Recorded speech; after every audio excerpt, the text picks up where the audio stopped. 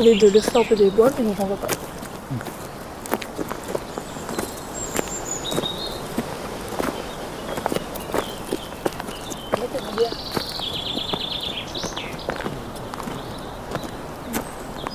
Oh, de l'aubépine. Je l'avais jamais vu de base comme ça. Ah, c'est pas l'arbre là. Alba, du coup, tu veux un café ? Phone Records présente En cours, un podcast réalisé par Louise Adou et mis en son par Nicolas Roy. Le Nico et Nico prennent dans quelle direction ? Du coup, c'est... Avec l'aide d'Alba Serrano et Jade Tissier. Tu veux un verre d'eau ? 3e épisode, Marcher sur les traces du vivant.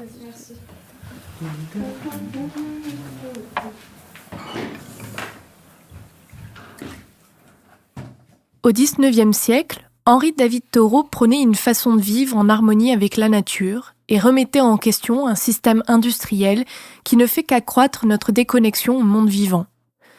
Au XXe siècle, Arne Naes conceptualisait l'écologie profonde, un mode de vie dont la philosophie s'ancre dans une conscience écologique évidente et qui doit être systématique. Aujourd'hui, de nombreux écrivains, philosophes et artistes continuent à théoriser l'importance de revenir à des modes de vie plus simples, en relation étroite avec l'environnement naturel qui nous entoure. C'est le cas de Thaïs de Belleix. Par la marche, l'artiste étudie de nombreux paysages qu'elle présente ensuite sous différents angles à travers la photographie, la vidéo, le dessin et l'édition. Selon elle, il est essentiel de changer le regard que nous portons habituellement sur les paysages qui nous entourent et de nous considérer nous-mêmes comme des membres importants et incontestés des écosystèmes naturels qui composent notre monde. C'est au Jardin des Plantes à Toulouse que nous l'avons rencontrée.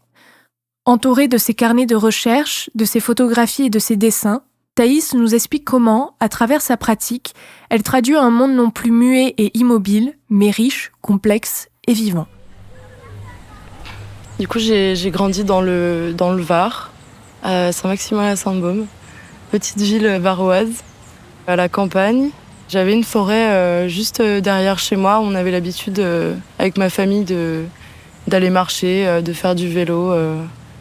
Et puis, quand on descendait ma petite colline où j'étais, j'avais les champs et puis j'avais des montagnes près de chez moi où il y avait vraiment cette sensation de plénitude un peu. Je devais marcher 45 minutes pour aller à l'école si je ratais le bus le matin. Mais ça me posait vraiment pas de problème. Et je pense que c'est là où ça a commencé, ce plaisir entre autres pour la marche, avec donc le contexte héréditaire de mes grands-parents qui étaient dans une asso et qui organisaient des randonnées, qui partaient souvent en voyage, etc. Voilà, donc je pense que ça, c'est un peu le pilier qui m'a d'autant plus marqué en arrivant en ville, où il y avait beaucoup plus de monde, beaucoup moins de nature, et où je ressens le besoin de venir, pour le coup, dans le Jardin des Plantes, où j'ai l'impression vraiment de me sentir un peu immergée, et de bouger même à l'extérieur, pour redécouvrir, me reconnecter peut-être une nature plus sauvage. La marche engage la création, mais la création se fait par la marche aussi, parce qu'il y a ce processus de réflexion, de réflexion qui se fait au fur et à mesure, je pense, et qui de plus en plus se construit, en découle. Et c'est vraiment, comme dit David Le Breton, un moyen de se reconnecter à soi et à son environnement. Donc c'est vraiment complémentaire, je pense. Dans ma pratique artistique, et même je pense pour tout le monde, la marche, c'est cool. La marche permet à Thaïs d'engager un rythme plus ou moins régulier qui cadence un temps d'observation des paysages pour en percevoir ses moindres détails. L'artiste explore à la fois les empreintes laissées par l'homme dans les espaces naturels et les manifestations de la nature au sein des environnements urbains. Les traces humaines qu'elle découvre lors de ses promenades à la campagne semblent s'incruster comme des marques permanentes dans le paysage. En ville, la nature se révèle subtilement à travers des brèches dans le béton, des pousses de végétation émergeant des fissures des trottoirs. L'artiste capte ces interactions entre l'homme et la nature, mettant ainsi en lumière la beauté et la fragilité de ces deux mondes qui se chevauchent. Dans mon projet Nature urbaine, qui se trouve juste là d'ailleurs, il y a vraiment soit un contexte de nature dans l'urbain, ou soit un contexte d'urbain dans la nature. C'est-à-dire un petit bout de mauvaise herbe qui sort du béton par exemple. Ou alors typiquement une baignoire en plein milieu d'une randonnée devant une falaise. Vraiment un truc improbable. Et c'est un peu ça. Ici ce sont des gros détails. Mais il y a Quentin Jouret, d'ailleurs c'est un prof aux Beaux-Arts de Toulouse. Il a fait une thèse sur l'infiniment petit. Et il dit que c'est l'art de la discrétion, que c'est l'infiniment petit qui rend les choses beaucoup plus jolies en quelque sorte, ou beaucoup plus importantes, quoi. Et je suis assez d'accord. Donc je pense que c'est vraiment des détails, mais des détails qui m'intéressent. Je cherche à essayer de percer dans le paysage, dans ce grand tout, des petites choses qui font ce tout et qui le rendent encore plus joli. Ou encore plus accueillant, je sais pas, autour de nous, quoi. La nature est un écosystème complexe et intelligent qui démontre continuellement sa capacité à tenter de se dégager de l'emprise que les humains exercent sur elle par leur activité. Ce caractère paradoxal de la nature, à être fragile et résiliente, suscite un intérêt profond chez Thaïs, qui admire sa capacité à s'adapter et à se régénérer face aux défis environnementaux. Sur ce rapport entre l'être humain et la nature, il y a vraiment cette question de l'éphémère du vivant et de, là pour le coup, la trace que l'homme laisse dans la nature et qui peu à peu va se détruire en fait, mais à une certaine fréquence de temps. Parce que la baignoire, elle va rester à mon avis un bon moment avant qu'elle se détruise, alors que la petite mauvaise herbe dans le béton, peut-être qu'elle mettra moins de temps. Et c'est cette fragilité aussi qui m'intéresse, je pense. Et le caractère vraiment sublime de la nature, qu'elle sera toujours gagnante quelque part. J'aime bien croire ça. Et justement, il y a Gilles Clément, qui est botaniste et écrivain, qui développe la notion de tierce paysage. En gros, c'est la somme des espaces délaissés par l'être humain. Donc ça peut être des friches, ça peut être un champ, une forêt, je sais pas. Et dans tous ces espaces, la diversité, elle est encore plus riche. Et c'est ce qui rend encore plus intéressant ce fait-là, quoi. Et c'est s'intéresser à ce qui est désintéressé et qui pourtant est très riche. Lorsque nous marchons, nous laissons des traces dans l'environnement qui peuvent être ensuite matérialisées en cartes ou en images satellites. Ces repères sont ensuite déchiffrés par d'autres marcheurs afin de les guider dans leur propre chemin. Ces supports contribuent ainsi à prendre du recul par rapport à des territoires, façonnant des paysages à observer. En tant qu'artiste, Thaïs recrée de nouvelles cartes afin de proposer d'autres façons de lire et d'arpenter des paysages imagés. Ainsi, nous ne sommes plus amenés à suivre un itinéraire d'un point A à un point B pour traverser un territoire, mais plutôt à y déambuler et à nous y perdre. La carte de randonnée ou la carte satellite, c'est un peu une interprétation, une appropriation de l'humain sur le paysage à travers des limitations des chemins, choses comme ça. Et oui, la trace, c'est quand même une notion importante dans mon travail, je pense, sur le côté éphémère du vivant, ce qu'il va laisser dans le paysage. Et marcon, ça veut dire imprimer le pas. Et c'est en écho à la marche, justement, et à ces cartes. Et au chemin qui se crée librement dans le paysage. Ici, j'ai vraiment essayé de laisser un maximum l'encre couler sur le papier par elle-même. Je lui ai juste ouvert le chemin, peut-être. Juste fait le point de départ. Et après, avec la pesanteur, elle s'est créée ses propres lignes, quoi. C'est celle qu'on voit là suspendue du coup. Oui, c'est ça. C'est 3 kakemono, qui sont des objets de communication japonais à la base. Ce sont des longs rouleaux du coup, Ouais. généralement suspendus de cette manière. Des longs rouleaux suspendus, ouais. D'accord. Pourquoi ce type de support, le kakemono? C'est une redéfinition d'une carte.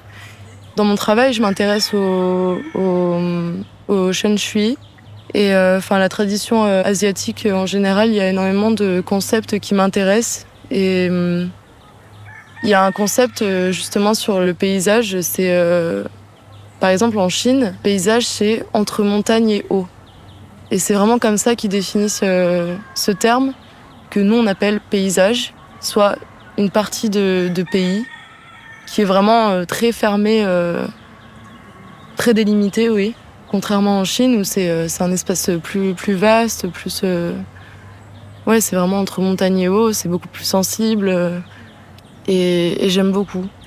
Je suis en train de lire François Julien qui a fait justement un bouquin sur ça. Et je pense que ouais, leur façon de voir les choses, ça m'intéresse beaucoup. Thaïs remet en question la séparation conventionnelle entre nature et culture et propose plutôt une vision holistique, où ces deux univers sont interconnectés. Elle considère l'humain comme faisant pleinement partie de l'environnement, au même titre que les autres êtres vivants. En considérant l'humain comme un acteur incontesté des écosystèmes naturels, Thaïs nous incite à reconnaître que nos actions peuvent avoir des conséquences, tant positives que négatives, sur ces ensembles dynamiques. En fait, en commençant le dessin, je commençais à dessiner l'anatomie, quoi. À dessiner des squelettes. Je m'intéresse pas mal au corps humain et à sa psyché. Et ça en découle qu'en fait, on est tous éphémères. Tout être vivant est éphémère, la Terre est éphémère, il y a tout un cycle. Et j'aime bien cette phrase « rien ne se perd, rien ne se crée, tout se transforme ». Parce que ça veut tout dire. Ah, mais en plus, je vois un petit livret où il y a marqué Memento Mori. C'est une édition que j'ai fait sur un peu la beauté de la nature et en hiver en particulier où justement les arbres sont squelettiques.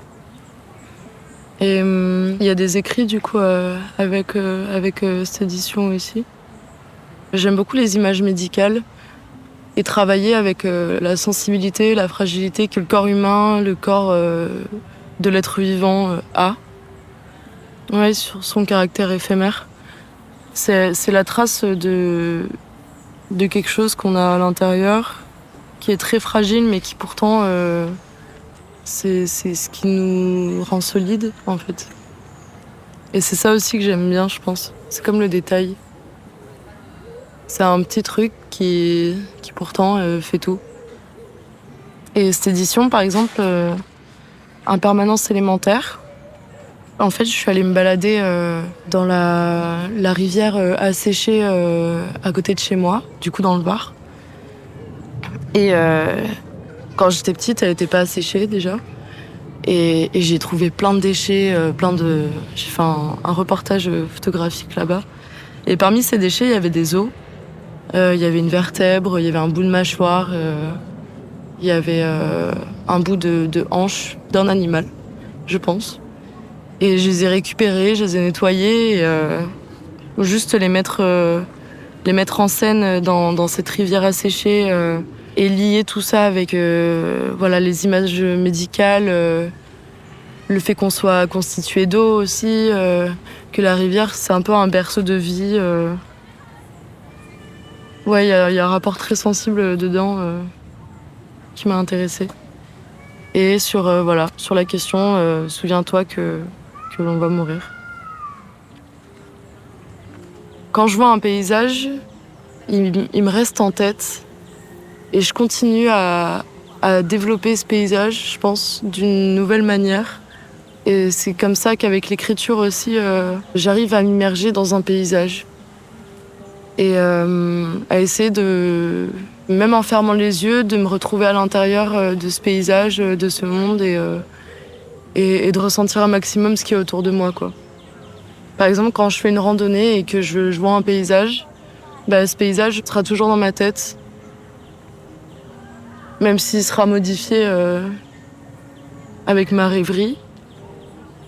il sera toujours là. C'est pareil. C'est comme avec la marche, en fait. Je pense que c'est un travail constant, un truc... une relation aussi.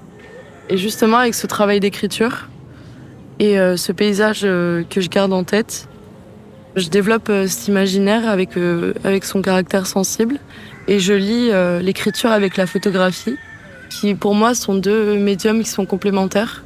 C'est ce qui m'amène à constituer mes éditions aussi. Il y a un artiste, Denis Roche, qui dit...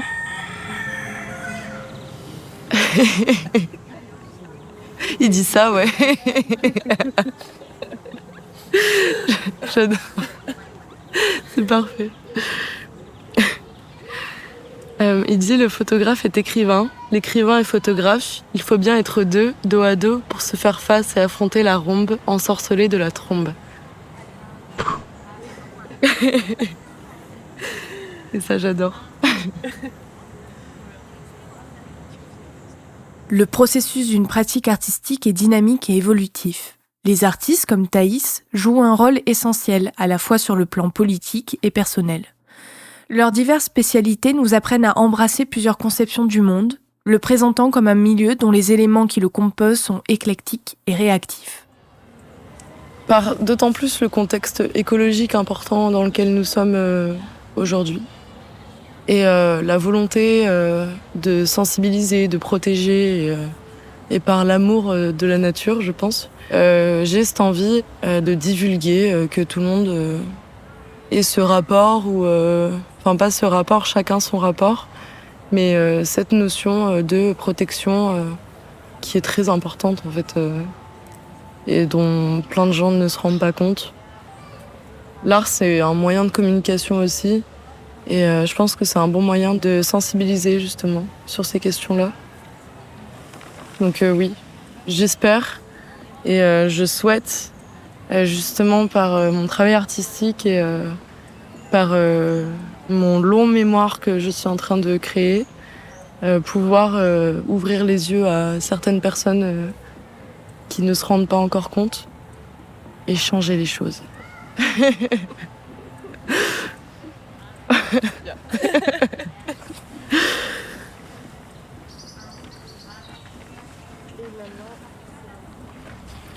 J'ai beaucoup d'endroits où écrire, en fait. Des fois, c'est dans un trajet de train, des fois, c'est au parc, dans la nature, ou c'est chez moi, ça dépend. Mais celui-ci, je l'ai écrit à un café. J'ai fermé les yeux et je pensais à l'impermanence, justement, des choses en général. Ce qui est un peu ce qui me motive et ce dont je parle dans mon travail. Et je l'ai mis dans mon édition Impermanence élémentaire. C'est une poétisation de l'impermanence, peut-être une réflexion. Je sais pas, je peux le lire. Le corps de l'être vivant ou la preuve d'une présence. Si celle-ci s'égare, c'est la présence de l'absence qui surgit. Comme dans un nuage de fumée, une volute de vapeur envolée, le spectre se dévoile, discret. La disparition, peu à peu, s'opère lorsque celui-ci, masqué, timide, s'échappe du temps pour ne laisser qu'un souvenir écorché. Maintenant liés, mélangés, les cendres fusionnent à notre terre, mère, fertile. C'est le début d'un nouveau cycle qui ne s'est finalement jamais arrêté. Les racines ont toujours été imbriquées entre elles, ne laissant rien au hasard. En constante arborescence, dans un flux infini, l'impermanence jaillit de la fontaine jouvence. Sépulture d'un être, d'une âme encore existant, les particules interconnectées sans cesse fusionnent en un tourbillon. Éphémère, dit-on. Et pourtant les éléments restent là, perdurent en transformation, dans une toute autre matérialité. Un tout fait d'énergie nous relie aux autres entités. Invisible particule envolée que seul le temps absorbe dans sa spirale infernale. La douce liberté naturelle fuse, prolifère, assemble toutes choses. C'est l'unique règle, nature, qui imprègne le renouveau en constante évolution. Souffle de vie, inspiré, survie. Les étoiles s'alignent. Derrière ce voile, crépitement sauvage résonne, se donne à la terre, se laisse faire, sensible et serein. L'air n'a pas encore donné fin. Elle commence, recommence et s'éternise. Elle explore, découvre et fouille, grouille la diversité. N'implore que la curiosité d'une nouvelle chose qui naît d'un bourgeon poussiéreux et qui pourtant peut toujours éclore. Car la naissance est renaissance, même lorsque c'est la première fois. Que ce bout de lumière se noie à la terre, que ce cocktail parfume notre planète Terre. Les ancêtres sont dans l'air et sont mélangés, primaires. C'est la danse infinie de l'impermanence. Voilà.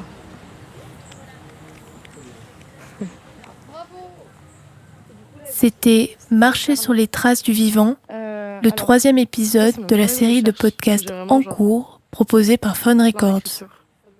À retrouver sur les plateformes d'écoute et sur notre site internet phonerecords.fr.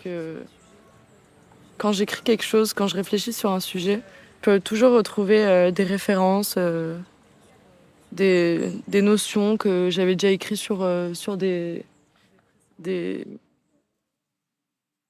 précédents projets, quoi.